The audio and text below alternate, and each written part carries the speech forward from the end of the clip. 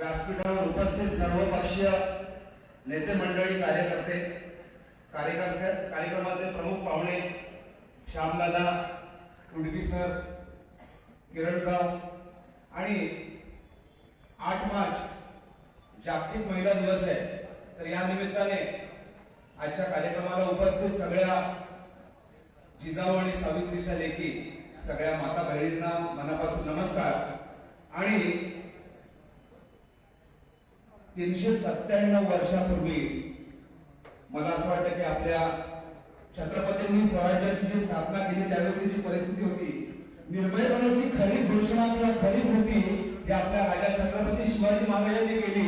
आणि म्हणूनच आज इथे उपस्थित या कार्यक्रमासाठी सर्व लोकशाही मानणारे, संविधान मानणारे आणि छत्रपती शिवाजी महाराजांचे मावळे, बाबासाहेबांच्या विचारावर काम करणाऱ्या सगळ्या मावळ्यांना मी मनापासून नमस्कार करतो.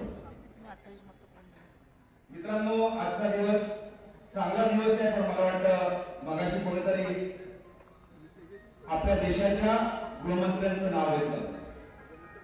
2 दिवसापूर्वी त्यांची छत्रपती संभाजीनगर येथे सभा झालेली, त्या सभेपेक्षा जास्त लोक आजच्या सभेला उपस्थित आहे, म्हणून मी सर्व आयोजकांचं मनापासून अभिनंदन करतो. कारण मोठा भाई म्हणजेच तडीपार गृहमंत्री, सभेला माणसं नव्हती, पैसे देऊन सुद्धा त्यांच्या सभेला माणसं जाते, म्हणून शाळेतल्या लेकरांना, विद्यार्थ्यांना त्यांना सभेसाठी आणावं लागलं. मित्रांनो, टाकाला जाऊन भांडण अजिबात लपवायचं नाहीये. निर्भयपणा म्हणजे काय? मला असं वाटतं की नाव घेऊन बोललं पाहिजे आपण. छत्रपती शिवाजी महाराजांनी कल्याणचं नाव जागतिक स्तरावर नेलं, कारण शत्रूच्या सुनेला सन्मान दिला. त्या कल्याणचं नाव जर इकडचा गोळीबार करणारा आमदार गणपत गायकवाड आणि गोळीबार करणारा आमदार काय म्हणतो त्याच्यानंतर की राज्याचे गृहमंत्री एकनाथ शिंदे यांनाही माझे पैसे दिलेले नाहीये कोट्यवधी रुपये, तर राज्याचे मुख्यमंत्री एकनाथ शिंदे आणि गणपत गायकवाड यांनी कल्याणचं नाव खराब केलेलं आहे. म्हणून मला असं वाटतं की कल्याणच्या सगळ्या नागरिकांनी पेटून उठलं पाहिजे.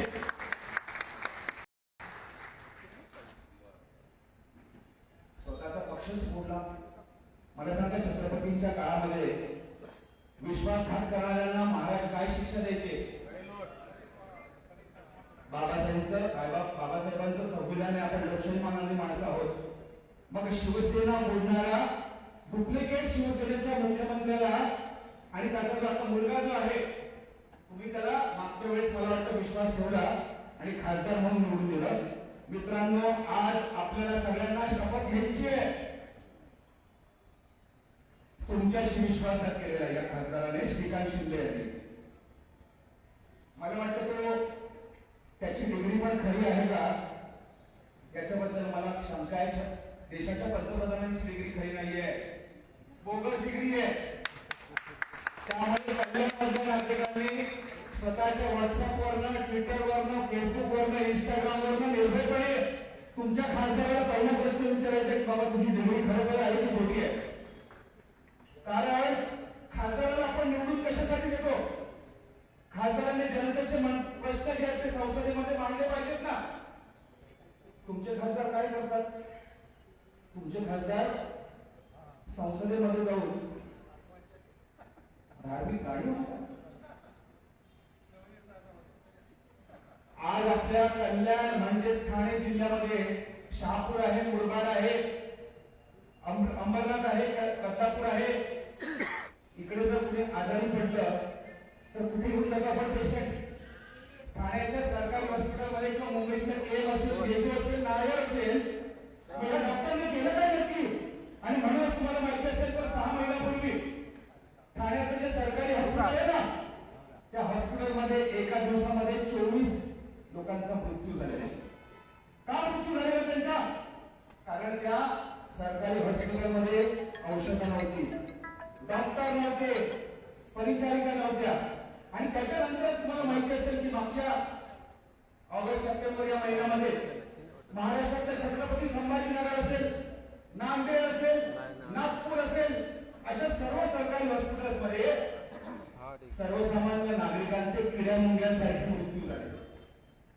मित्रांनो, नांदेडची जी घटना घडली त्या घटनेमध्ये 34 लोक ही गेली, त्यातली 7 कोविड बाळ होते. कोविड बाळ त्यांचा मृत्यू का झाला माहितीये तुम्हाला?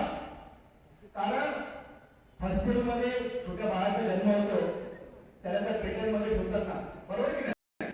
त्याला रोगजंतू संसर्ग होऊ नये म्हणून नांदेडच्या सरकारी हॉस्पिटलमध्ये एकूण पेट्या होत्या 8, म्हणजे त्या पेट्यांमध्ये 8 बाळांनाच ठेवू शकतो. मुख्यमंत्री एकनाथ शिंदे यांच्या सरकारच्या तानाजी सावंत हे आरोग्य मंत्री असलेल्या आरोग्य खात्याच्या सरकारी हॉस्पिटलमध्ये 8 पेट्यांमध्ये 64 लेकरांना ठेवलं होतं.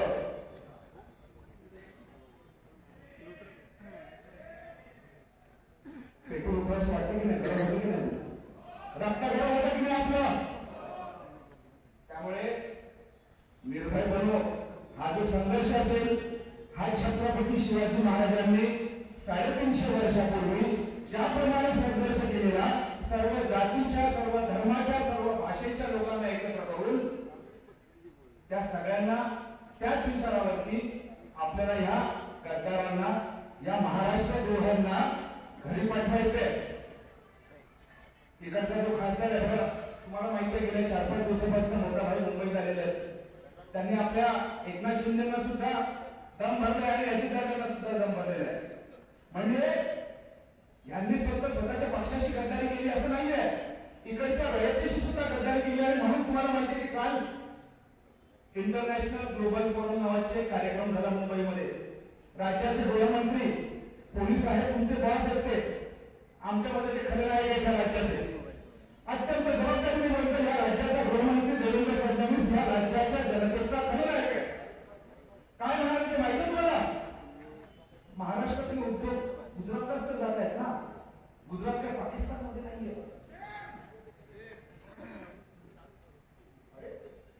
म्हणजे याची काय एवढी हिंमत, हे मान्य तुम्हाला का?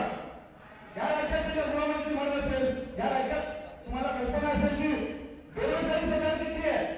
स्पर्धा परीक्षा, आता आम्ही बसलेलो काही स्पर्धा परीक्षा देणारी एक महिला, एक मुलगी कदम नावाची, आणि मोरे आपले मोरेंचा मुलगा सुद्धा एमपीएससी यूपीएससीची तयारी करतोय. मित्रांनो, तुम्हाला कल्पना असेल नुसत्या महाराष्ट्र राज्यामध्ये 3 लाख नोकऱ्या सरकारी नोकऱ्या खाली आहेत. यांनी काय सांगितलं? देशाच्या स्वातंत्र्याला 75 वर्ष पूर्ण होत आहेत, म्हणून आम्ही 75,000 नोकऱ्या, त्यांचे जॉब्स काढणार आहोत. आम्ही अभ्यास करायला सुरुवात केली आणि कळलं की संधिसाधू शिंदे, पवार आणि फडणवीस या त्रिकुटाने सरकारी परीक्षा घेण्याची जी यंत्रणा राबवलेली आहे ना, ती यंत्रणा पूर्णपणे फोकणारी यंत्रणा आहे. म्हणजे ती यंत्रणा सदोष आहे. त्या परीक्षेमध्ये पेपर फुटतायत. ती मगाशी आलेली भगिनी जी होती, अत्यंत दुःखी मनाने बोलत होती. मला सांगा, जगातली कुठची परीक्षा आहे जिथे जेवढ्या 200 मार्काचा पेपर असेल तर मार्क किती मिळू शकतात? जास्तीत जास्त मला सांगा तुम्ही विद्यार्थ्याला किती मिळाले पाहिजे? जास्तीत जास्त 200 ना. तलाठीची जी भरती झाली ना आता, 4.5 पदांसाठी मित्रांनो 11.5 लाख विद्यार्थ्यांनी अर्ज भरलेला. किती? 11.5 लाख. आणि त्याच्यात जवळजवळ 8.5 लाख विद्यार्थी या परीक्षेला बसले. आणि परीक्षांमध्ये पेपर फुटले. आम्ही देवेंद्र फडणवीस यांना सांगतोय की सर, ही सदोष परीक्षा पद्धती असल्यामुळे पेपर फुटणार आहे. फडणवीसांनी आमचं ऐकलं आहे, एकनाथ शिंदेने आमचं ऐकलं आहे. महसूल मंत्री कोण आहेत? आपले राधाकृष्ण विखे पाटील म्हणायचं नाही त्यांना, अजिबात नाही. पाटील या नावाचं बदनामी करायची नाही. आणि एकनाथरावांनी पण शिंदे बोलणार नाही, मी बोलतच नाही, मी शिंदे आहे म्हणून. कारण छत्रपतींचा मावळा आणि बाबासाहेबांच्या विचारावर काम करणारा प्रामाणिक कोणाचाही कधी विश्वासघात न केलेला सर्वसामान्य कार्यकर्ता आहे. मित्रांनो, काय झालं हे ऐकलं पाहिजे, आपण कळलं पाहिजे ह्या राज्यातल्या तळाची काय अवस्था आहे ते. शेतकऱ्याचा, कष्टकऱ्याचा, लेकराचं स्वप्न असतं की मला सरकारी नोकरी मिळाली पाहिजे. तलाठीचे पेपर फुटले. पूर्ण परीक्षा केंद्र हायजॅक केली. जसं अतिरेकी कसे हायजॅक करतात नाही का, विमान हायजॅक करतात. परीक्षा केंद्र हायजॅक झाली आणि त्याचे गुन्हे दाखल झाले. 10 ठिकाणी गुन्हे दाखल झाले, 4 ठिकाणी चार्जशीट सुद्धा दाखल झाल्या. आणि गृहमंत्री देवेंद्र फडणवीस काय म्हणतात माहितीये? आम्हाला पुरावे द्या, पोलीस बंधूंनो, याचा अर्थ असा होतो की तुमचा जो बॉस आहे गृहमंत्री देवेंद्र फडणवीस यांचा तुमच्यावर सुद्धा विश्वास नाहीये. पोलिसांनी जर एफआयआर दाखल केलेले आहेत आणि तरी सुद्धा जर गृहमंत्री म्हणत असतील की मला पुरावे द्या, तर किती बिकट परिस्थिती आहे. ते झालं, त्याच्यानंतर रिझल्ट लागला. त्या दरम्यान सर्वसामान्य तरुण रस्त्यावर उतरले. महाराष्ट्रात आजच्या घडीला 40 लाख विद्यार्थी जे आहेत हे सुशिक्षित ग्रॅज्युएट झालेले विद्यार्थी आहेत. हे सरकारी नोकरीच्या साठी अभ्यास करत आहेत. राज्याचे महसूल मंत्री म्हणतात, विद्यार्थी तुम्ही आरोप करता आमच्यावरती, तुम्हाला आम्ही तुमच्यावरती आम्ही गुन्हे दाखल करू. अरे मी काय मोगले आहे का? राज्याचे जर महसूल मंत्री आणि गृहमंत्री जर जनतेला जर धमकी देत असेल तर काय करायचं तर तुम्ही समजा. आणि मग रिझल्ट लागले. तलाठी भरतीचा जो टॉपर आहे ना, किती मार्क मिळाले? 200 पैकी 214. किती? आणि ते एक दोन नाही, 10-12 जणांना 212, 214, 200 पैकी. म्हणजे मला सांगा, आज स्वातंत्र्याच्या 75 वर्षानंतर सुद्धा यांना साधी परीक्षा घेता येऊ शकत नसेल, तर शिंदे पवार फडणवीसांचं हे जे संधिसाधू सरकार आहे त्याला सत्तेवर राहायचा अधिकार आहे का? अजिबात नाही. आणि म्हणून महाभारत हे जे महाकाव्य आहे, परिस्थिती अशी होती 450 वर्षापूर्वी जेव्हा आपल्या राजाने स्वराज्याची स्थापना केली. मित्रांनो, महाभारत तुम्ही ऐकले असेल, वाचले असेल. महाभारताचा एक श्लोक आहे, यदा यदा हि धर्मस्य ग्लानिर्भवति भारत अभ्युत्थानम् अधर्मस्य तदात्मानं सुजाम्यहम्. याचा अर्थ काय की जेव्हा जेव्हा अधर्म वाढतो, जेव्हा जेव्हा असंविधानिक गोष्टी वाढतात, जेव्हा जेव्हा लोकशाहीच्या विरोधात गोष्टी होतात, जे गेल्या 10 वर्षांच्या कालावधीमध्ये मोदी आणि शहा यांच्या राजवटीमध्ये ज्या काही चुकीच्या गोष्टी झालेल्या आहेत आणि त्याच्यामध्ये मणिपूर जात असताना सुद्धा आपल्या देशाचा पंतप्रधान आपल्या भगिनींना भेटायला गेला नाही. तुम्ही बघितलं काय झालं मणिपूरमध्ये? आपल्या भगिनींवरती निर्वस्त्र केले गेलं, त्यांच्यावरती बलात्कार झाला, त्यांचे खून केले गेले. तरी सुद्धा जर देशाचा पंतप्रधान त्यांना भेटायला जात नसेल तर असल्या पंतप्रधानाचं काय करायचं हे तुम्ही ठरवा. आणि म्हणून भगवद्गीतेच्या श्लोकाप्रमाणे तुम्हाला सांगतो, यांनी आमदार खरेदी केले, यांनी पक्ष फोडले, याच्या अगोदर एवढं कधी होत नव्हतं. शेतकरी ज्याप्रमाणे आत्महत्या करतायत त्याचप्रमाणे येणाऱ्या काळामध्ये बेरोजगार तरुण आत्महत्या करतील. मी अत्यंत जबाबदारीने बोलतोय. त्यांना नोकऱ्या निर्माण करता आलेल्या नाहीत, आपल्या आया बहिणी सुरक्षित नाहीयेत, आरोग्य व्यवस्था पूर्णपणे कोलमडलेली आहे. एकनाथ शिंदेनी ठाणे जिल्ह्यामध्ये किंवा श्रीकांत शिंदे यांनी वडिलांना सांगून गेल्या 2 वर्षामध्ये ठाणे जिल्ह्यामध्ये किती हॉस्पिटल सुधारले हा प्रश्न तुम्हाला निर्भीडपणे विचारायचा आहे. श्रीकांत शिंदे यांना आणि म्हणून एक छोटासा किस्सा सांगतो. अधर्म म्हणजे हे लढाया करणारे, चोऱ्या करणाऱ्यांचं सरकार आहे. चंदीगडमध्ये निवडणूक झाली महापौर पदाची. त्या निवडणुकीत काय झालं? इंडिया आघाडीचे, काँग्रेस आणि आम आदमी पक्षाचे 20 नगरसेवक होते, भाजपचे 16 होते, 36 एकूण नगरसेवक. कोणाचं महापौर व्हायला पाहिजे सांगा मला तुम्ही? इंडिया आघाडीचं की नाही? यांनी काय केलं? निवडणूक जो अधिकारी होता तो स्वतःचा माणूस बसवला, 16 माणूस बसवला तिथे. आणि त्याने काय केलं? स्वतःच्या बोटाने काँग्रेस आणि आम आदमी पक्षाच्या मतपत्रिका रद्द केल्या. मित्रांनो, हे नका आहे किती नवाळ्यात तुम्ही लक्षात घ्या. म्हणजे शत्रूला सुद्धा लाज वाटते की आम्ही एवढं नालायक नाही आहोत. एवढे हे आत्ताच्या सत्ताधीश नालायक आहेत. रक्त आपल्या उचललं पाहिजे यांच्या नालायकीला थांबवण्यासाठी. नाही आपल्या छत्रपतींचं नाव घेण्याचा अधिकार नाही मला. नुसतं छत्रपती शिवाजी महाराजची जय म्हणून चालणार नाही, तर छत्रपतींच्या विचारावरती, बाबासाहेबांच्या विचारावरती काम करावं लागेल. तर त्याने 8 मतपत्रिका कॅन्सल केल्या. 20 मध्ये 8 गेल्या, उरल्या किती? 12. आणि भारतीय जनता पक्षाच्या महापौराला त्याने विजय घोषित केला. पण मित्रांनो, मी जसं म्हटलं ना, जेव्हा अधर्म वाढतो तेव्हा कोणता तरी छत्रपती शिवाजी महाराजांच्या रूपी किंवा बाबासाहेबांच्या रूपी, महात्मा गांधींच्या रूपी किंवा काही जरी नसलं तरी सुद्धा तो निवडणूक अधिकारी जेव्हा हाताने फोडत होता ना मतपत्रिका, तिथे एक तिसरा डोळा म्हणजे आपला सीसीटीव्ही कॅमेरा होता. कुठून आले सांगा मला तुम्ही?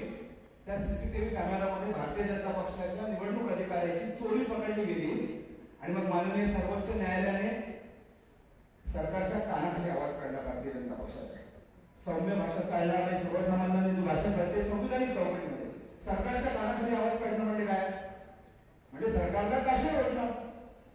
आणि मग त्या भारतीय जनता पक्षाच्या निवडणूक अधिकाऱ्याला सुद्धा आता सरकारने सदाकत केलेली आहे आणि अंतिम विजय हा इंडिया आघाडीचा झालेला आहे. मला असं वाटतं मी काय करू शकतो, तुम्ही काय करू शकता. तुम्ही जर अमित शहाच्या सभेपेक्षा जर जास्त संख्येने लोक जर इथे येत असतील तर मला खात्री आहे की इंडिया आघाडीचे मग ते शिवसेना असो, राष्ट्रवादी काँग्रेस असो, कम्युनिस्ट पक्ष असो, आम आदमी पक्ष असो, आपण जर सगळे मावळे म्हणून जर लढलो तर यावेळेस श्रीकांत शिंदे यांना घरी बसवायचं आहे. ही शपथ जाहीर आपण घेऊया. आणि गणपत गायकवाड आहे, त्याचबरोबर गणपत गायकवाडांनी एकनाथ शिंदे यांना किती पैसे दिले याचा हिशोब सुद्धा निवडणुकीकडे आपल्याला विचारावा लागेल. आणि ज्याप्रमाणे राष्ट्रवादी काँग्रेसचे महाविकास आघाडी सरकारच्या काळामध्ये त्यावेळेचे गृहमंत्री अनिल देशमुख यांच्यावरती फक्त 100 कोटीचा नुसता आरोप केला तरी सुद्धा त्यांना ईडीची चौकशी लावलेली, त्यांना 1 वर्ष जेलमध्ये टाकलेलं. इथं तर आमदारांनीच मुख्यमंत्र्यांवरती आरोप केले आहे की माझे कोट्यवधी रुपये घेतले आहेत, मग त्यांना ईडीची चौकशी झाली पाहिजे की नाही झाली पाहिजे याचा तुम्ही सगळ्यांनी विचार करा. आणि त्या दृष्टीने मला असं वाटतं की प्रत्येकाने आपले शेजारी पाजारी असतील, आपले कुटुंब असतील, नातेवाईक असतील, सगळ्यांना सांगायचं की ही धर्माची लढाई आहे, ही सत्याची लढाई आहे, ही संविधानिक लढाई आहे. काही करून या सैतानांना आपल्याला मुळापासून उकडून फेकून द्यायचं आहे. त्याच्यामध्ये सगळे विश्वासघातके आले, गद्दार आले, खोके आले, वगैरे वगैरे सगळे आले. मला खात्री आहे की यावेळेला कल्याणची जनता छत्रपतींचा शिवाजी महाराजांचा जो काही इतिहास आहे त्या इतिहासाला साजेसं काम करतील. आणि कल्याणचं जे नाव यांनी खराब केलेलं आहे गायकवाड आणि शिंदे, ते पुन्हा एकदा छत्रपतींच्या साजेसं पुन्हा एकदा नवीन कल्याण इतिहास घडवतील याची मला खात्री आहे. एवढं मी बोलतो. धन्यवाद. जय हिंद, जय महाराष्ट्र.